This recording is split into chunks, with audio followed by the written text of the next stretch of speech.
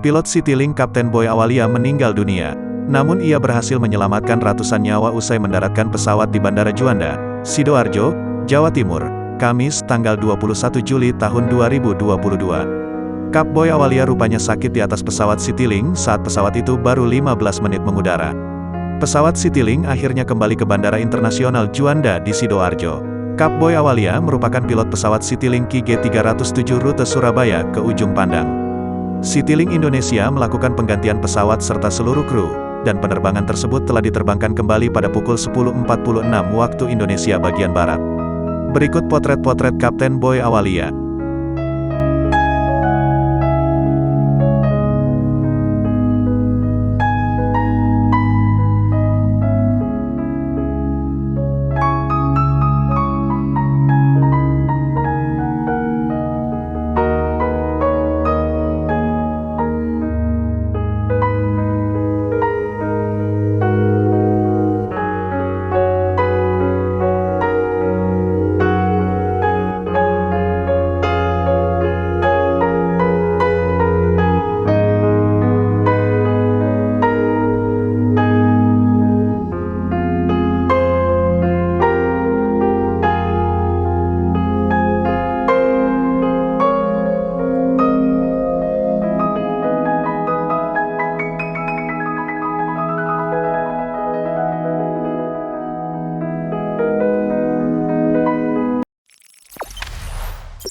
Jangan lupa subscribe, share, komen, dan like ya!